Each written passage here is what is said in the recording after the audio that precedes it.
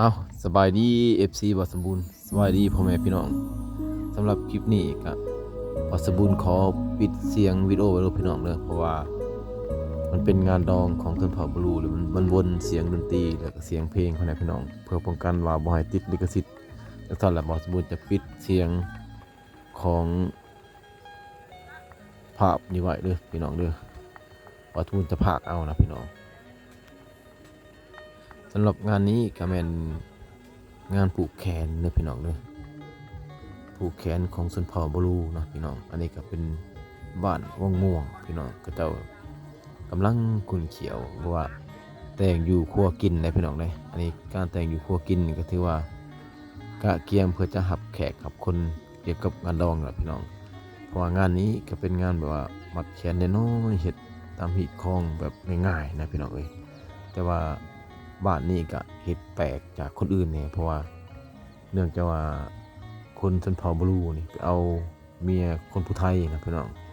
แต่ส่วนใหญ่เพิ่นจะเฮ็ดแบบคือฮีตผู้ไทยนะเฮ็ดนอกจากแบบว่าแปลกจากฮีตบลูของเขาเองพี่น้องเฮ็ดแบบผูกแขนน้อยๆกลางเว้นแล้วก็เฮ็ดแบบง่ายๆพี่น้องเอ้ย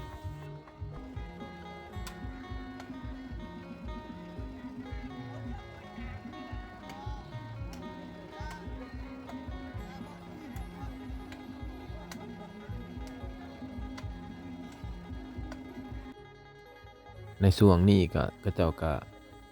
อยากว่าใกล้สำเร็จเสร็จสิ้นการแต่งอยู่ครัวกินแล้วได้พี่น้องผู้สาวในบ้านก็พากันแจกย้ายผายมัดแขนให้แขกที่มาร่วมงานเพื่อที่จะเข้าไปมัดแขนหรือว่าไปแสดงความยินดีมัดแขนครูบ่าวสาวจักหน่อยพี่น้องเอ้ย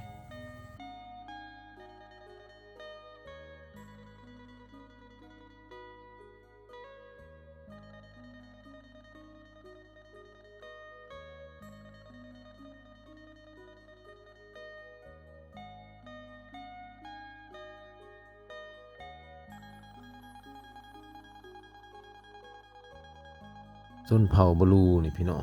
ฮีตของกับเจ้านี่หลายที่สุดในพี่น้องเอ้ยงานดองในมื้อนี้ก็ถือว่าเป็นดองที่ว่าง่ายสุดแล้วก็เขาเจ้าจะบ่เน้นฮีตของประเพณีพอปานใดงานตัวนี้พี่น้องเอ้ย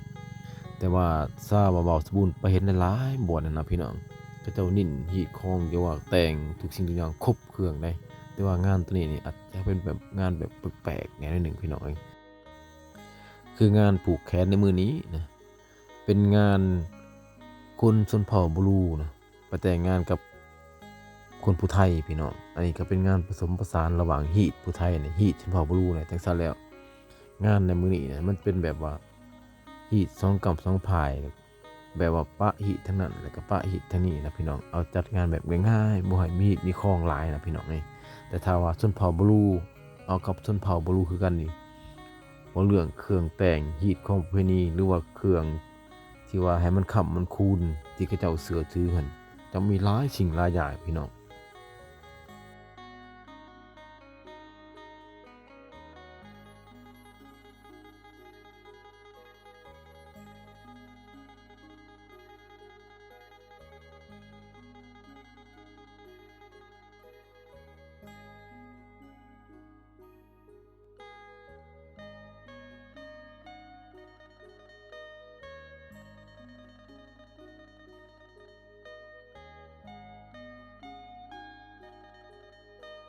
คนชนเผ่าบลูนี่พี่น้อง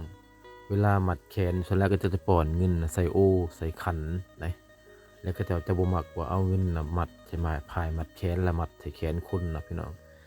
ก็จะมีส่วนหน่อยนะมีก็จะมีแบบว่าคนที่มาจากบ้านอื่นเท่านั้นนะพี่น้องเป็นคนที่ว่าท้องถิ่นอื่นมาแหละก็เจ้าบูฮูฮิดูคองของชนเผ่าบลูแล้วก็เจ้าก็จึงเอาเงินนะมัดใส่กับพายมัดแขนและมัดใส่แขนของเจ้าบ่าวเจ้าสาวพี่น้องเอ้ย แต่ถ้าถือขี้ถือคองสงทุนเผาบรูแท้ๆแม่นเงินที่ว่าเฮามาซอยดองหรือว่าถือว่าเฮาสิใส่ผ้ามัดแขนน่ะเฮาต้องป้อนใส่ขันเอาพี่น้องเฮาจะบ่มัดเงินน่ะใส่ผ้าเด้อพี่น้องเด้อหลังจากที่ว่ามัดแขนแล้วก็เจ้าก็จะแก้เงินแล้วก็ทุกสิ่งทุกอย่างหั่นนับให้เฒ่าแก่ลุงตาเบิ่งก็ได้พี่น้องได้ สมมุติว่าได้เงินน้อยหรือว่าหลายส่ำใดก็ได้พี่น้องก็เจ้าก็ให้เจ้าโคตรลุงตาอยู่หันฮู้แล้วก็เขาเจ้าก็จะแบ่งให้เจ้าบ่าวเจ้าสาวส่วนหนึ่งแล้วก็แบ่งให้พ่อแม่ส่วนหนึ่งพี่น้อง